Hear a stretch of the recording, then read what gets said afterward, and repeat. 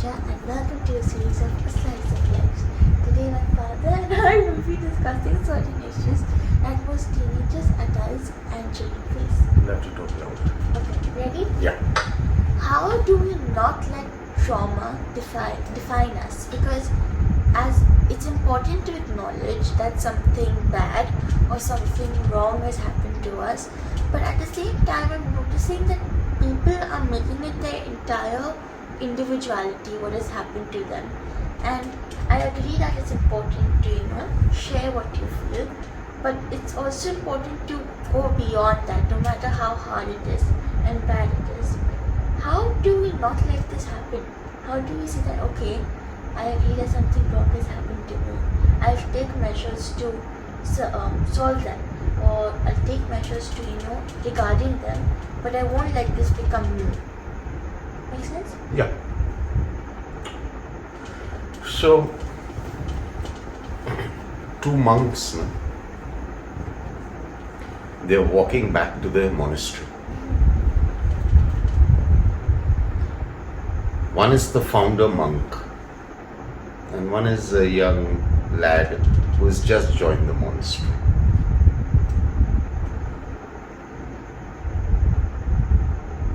The rule of the monastery is not to associate in any way with women. Okay? So, no talking to women.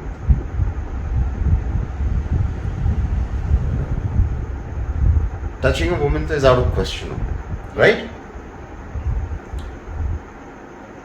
So they are going, and the monastery is 3 days away, and there's a river, and there's a small bridge that takes you from one end to the other end. And from far they see this woman standing there. She's in a bridal dress. She's crying. They can make out she's crying from far away. So they go. Remember, they can't even talk to her. And they realize that the bridge has broken. And the water is around 5 feet high. Okay? And this woman wants to go for a wedding. And she doesn't obviously want to wet her dress. Yeah. So this old monk, obviously he's got his spiritual powers and all.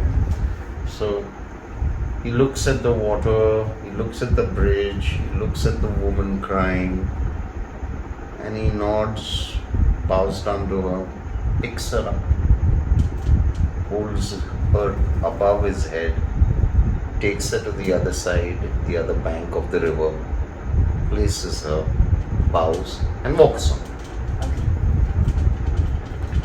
Now the young Lama is freaking out, Okay, damn it. This is the founder, yeah? These are his rules. And our man has broken them, in front of me. This is me for you. Okay, so one day goes, he wants to talk. And the second day goes.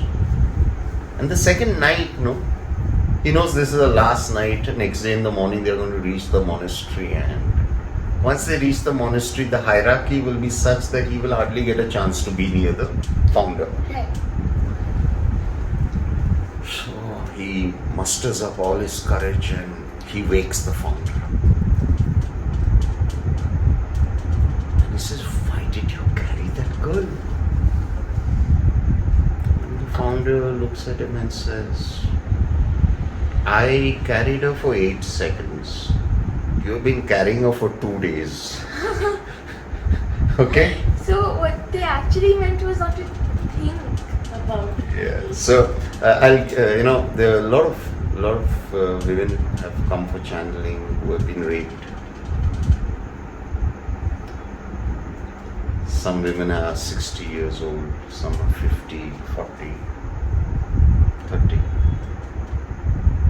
Now imagine they've been raped when they were children.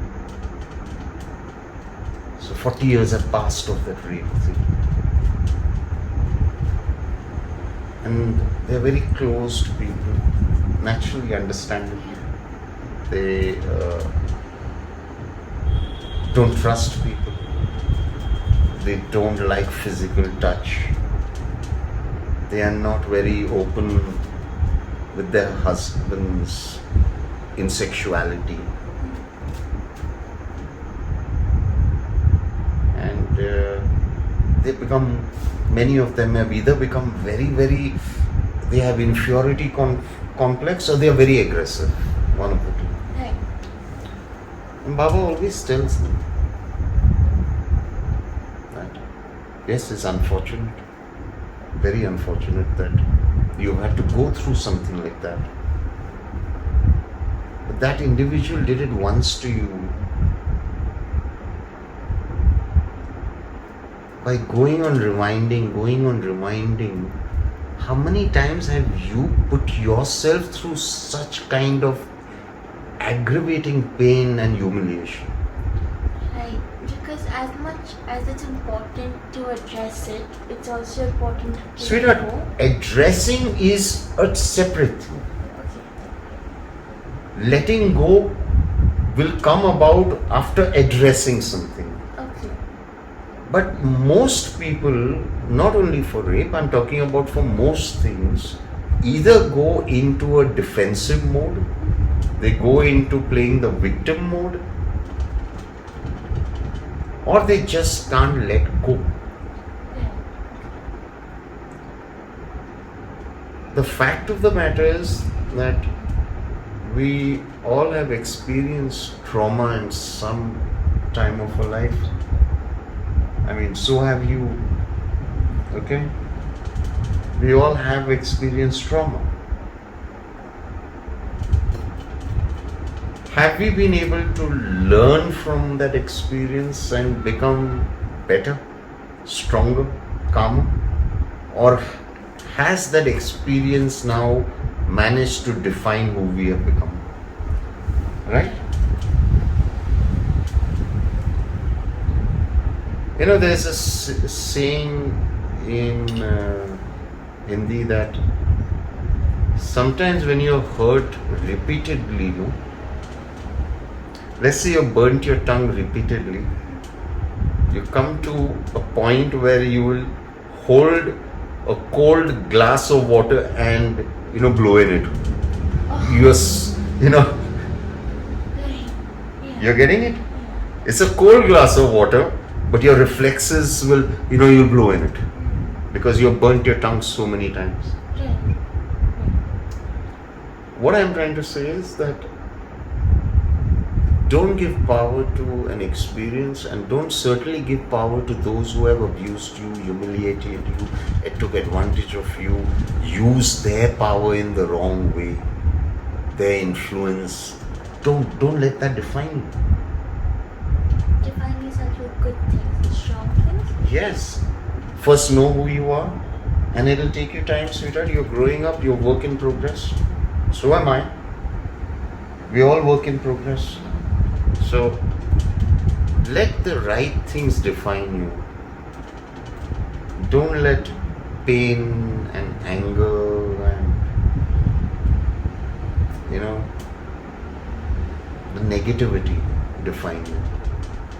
Yes, be aware so that it never happens to you again. Right. Yeah. Don't forget that. Yeah. Don't ever forget what an individual is capable of doing.